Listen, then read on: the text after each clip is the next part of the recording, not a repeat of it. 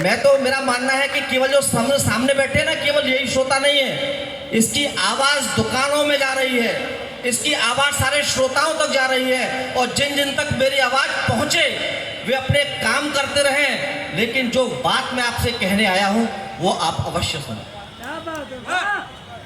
राकेश भाई, मैं अपने काव्य पाठ की शुरुआत करता हूँ। कवियों को अक्सर बड़ा सम्मान दिया जाता है, लेकिन ये सम्मान ऐसे ही अर्जित नहीं होता।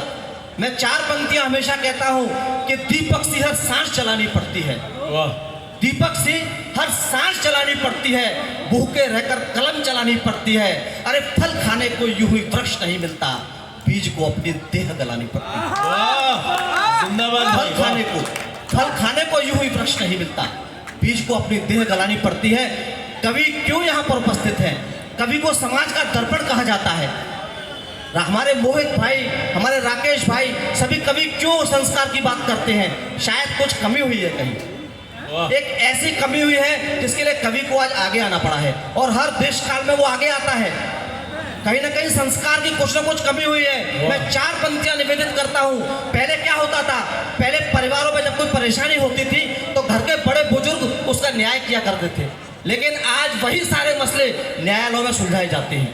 तब 4 पंक्तियां आपके बीच में निवेदित करता हूं कि बिखरे रिश्तों को जोड़े वो अक्ष नहीं मिलता, बिखरे रिश्तों को जोड़े वो अक्ष नहीं मिलता, सच को धारण करने वाला पक्ष नहीं मिलता।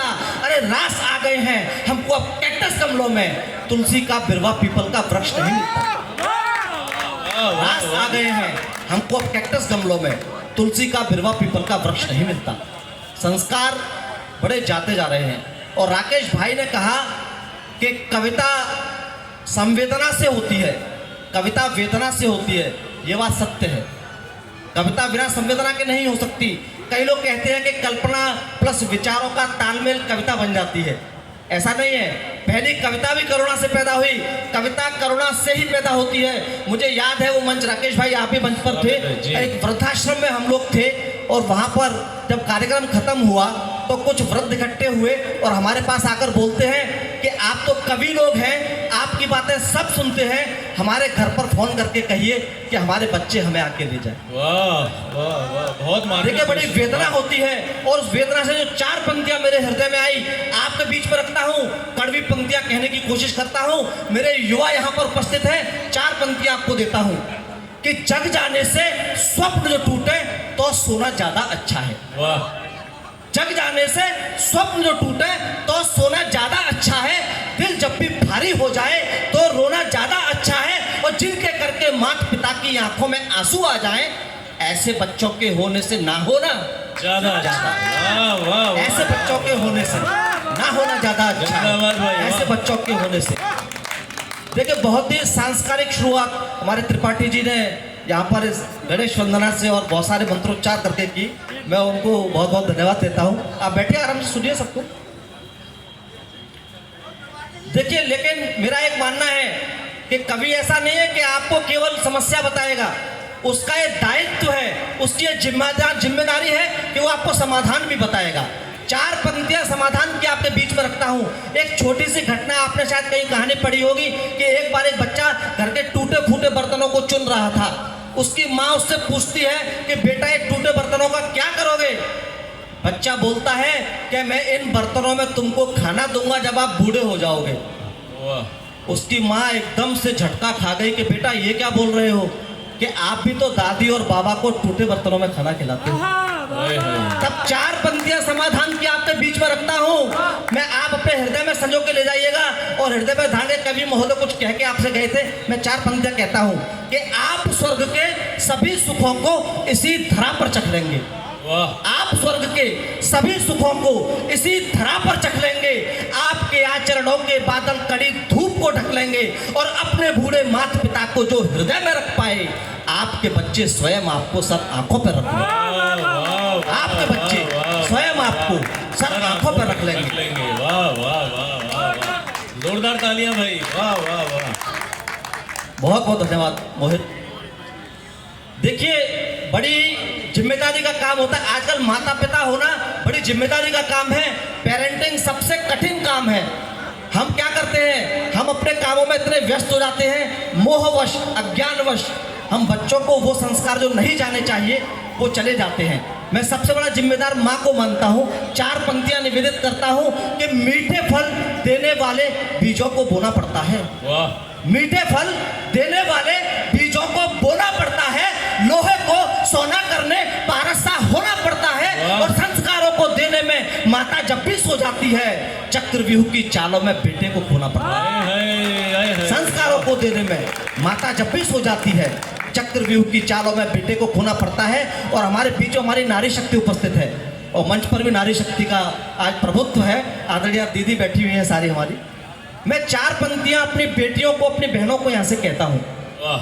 देखिए, हम मानते हैं उनको आगे बढ़ना आवश्यक है, लेकिन 4 पंक्तियां मैं ऐसी कहता हूँ, जब किसी हमारी बहन के कई सारे टुकड़े किसी ब्रीफकेस में मिलते हैं, तब इस भाई के हृदय से जो पीड़ा निकलती है, वो 4 पंक्तियां में, एक बड़ी रचना मैंने लिखी, उसमें से कुछ पंक्तियां आपके बीच में निवेदित करता हूँ। स्वागत है भाई। मैंने रामायण के लिए कुछ लिखा था, वहां से पंक्तियां आपके बीच में देता हूँ कि माँ सीता के हरण का होना देव नियोजित इच्छा थी। वाह, कि माँ सीता के हरण का होना देव नियोजित इच्छा थी। राम कथा के इन पाठों में बड़ी जरूरी शिक्षा थी कि माँ सीता से भूल हुई जो तुम इस बार नहीं करना। माँ सीता से भूल हुई जो तुम इस बार नहीं करना। स्वर्ण मृगों के मोह पाश में कुल की हार नहीं करना।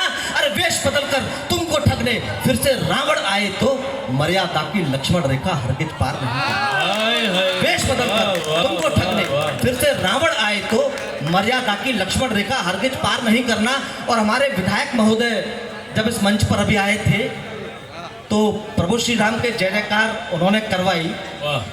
देखिए, मेरा मानना है कि राम को लेके, बहुत बहुत धन्यवाद प्रिय भाई, क्या बात है, वाह वाह वाह। देखिए, बड़ी राजनीतिक टिप्पणियां भी बीच में हुई। जो लोग राम को नहीं जानते वो राम पे बात करते हैं, बड़ा ही अजीब लगता है। हमारे एक मित्र हैं, हमसे कहते हैं कि भाई रामायण में कुछ गलत भी लिखा है। हमने कहा क्या रामायण में गलत लिखा है? वो कहते हैं रामायण में राम जी ने ना बाली को छुप के मारा, गलत किया। हमने कहा तुमने रामायण पढ़ी है कभी? भाई बाली ने खुद राम से पूछा है कि धर्म हेतु अवतरे गुसाई, मारा मोहि व्याध के नाई, मैं बैरी सुग्रीव प्यारा अवगुण कवन रथ मोहि मारा। तब राम जी ने जवाब भी दिया है कि अनुज वधु भगनी सुत नारी, सुन सट कन्या समय ए चारी, इन्हें कुदृष्टि बिलो कहे जोए, ताहे बधे कुछ पापन हो। तब राम की समीक्षा करने से पहले राम को जानिए। 4 पंक्तियां इस खादी संस्कार के मंच से मैं ऐसे राजनीतिकों को देता हूं जो राम पे बात करते हैं कि राजनीति का खेल ये खेले ना जाने रघुराई को। राजनीति का खेल ये खेले ना जाने रघुराई को। अरे इत्र दिया और चक्कर देखा, लानत इस चतुराई को, और केवट प्रेम को जान सके न मां शबरी को पढ़ते हैं। इनके मन कैसे समझेंगे मानस की चौपाई को? इनके मन कैसे समझेंगे मानस की चौपाई को? देखिए, ऐसा नहीं है, आप सभी की जिम्मेदारी है। केवल किसी और पर आक्षेप लगाने से कुछ नहीं होगा। अगर आपसे कोई कह रहा है कि बारिश हो रही है और कोई आके बोला कि सूखा पड़ रहा है, तो आप क्या करोगे? अरे आप खिड़की खोलोगे, घर की खिड़की खोल कर देखोगे आखिर हो क्या रहा है। 4 पंक्तियां आपके बीच में कहता हूं, आपकी भी जिम्मेदारी है कि संस्कृति रक्षण से बढ़कर कर्म नहीं हो सकता है।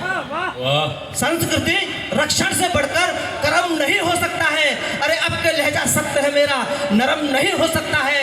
लाल गुलाबी नीला पीला चाहे जो भी रंग पहनो, भगवा रंग केसरिया है, बेशर्म नहीं हो सकता। केसरिया है, बेशर्म नहीं हो सकता। और इसके बाद भी अगर कोई चेतावनी ना सुने तो 4 पंक्तियां मैं निवेदित करता हूं, और जो सनातन पर उंगली उठाते हैं उनको इस सनातन मंच से जवाब देता हूं कि धर्महीन रथ के पहिए का पथ में रुकना निश्चित है।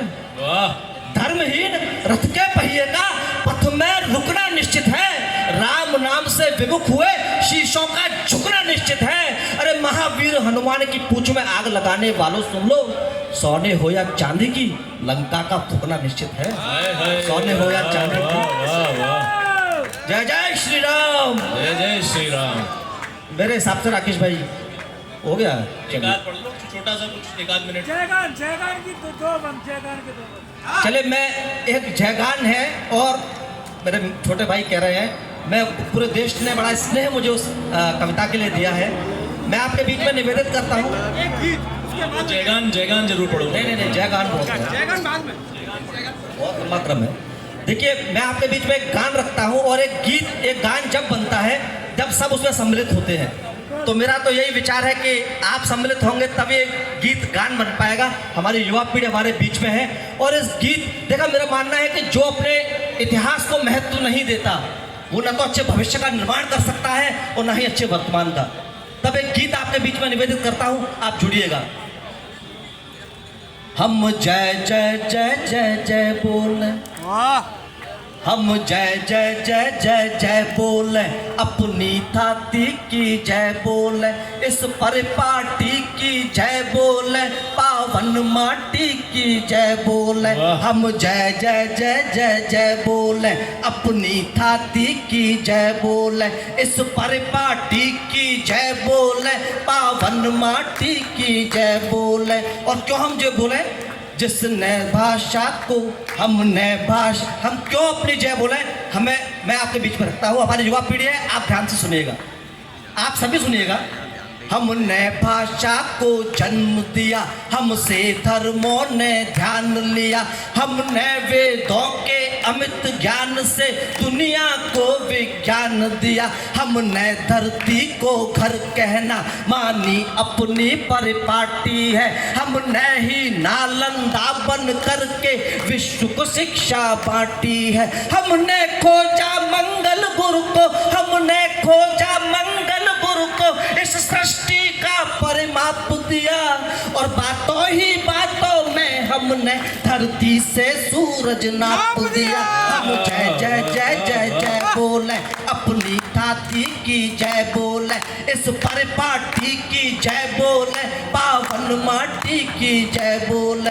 हम जय, और देखिए किन की हमें जय बोलनी है, मैं भूमिकाएं नहीं बनाऊंगा, सीधे सीधे कविता पढ़ता हूँ। बहुत अच्छा पढ़ रहे हो। वाह। एक ऐसा नाम आपके बीच में लेता हूँ कि भारत के स्वाभिमान का उसे पर्याय कह दिया जाए तो अतिशयोक्ति नहीं होगी। मैं नाम आपके बीच में लेता हूँ, जिसने रोटी को घास चुनी, वाह वाह, जिसने रोटी को घास चुनी, जिसका मस्तक न झुक पाया, हम वीर प्रताप की जय बोले, जिसका चेतक न रुक पाया, जिसके साहस को बतलाती मेवाड़ की माटी साक्षी है, जो लाल लहू से अब तक है वो हल्दी घाटी साक्षी है, जिसने तलवार उठाई तो, जिसने तलवार उठाई तो अरे शवों से भूखों पाट दिया, बहलोल खान को घोड़े के संग एक बार में काट दिया।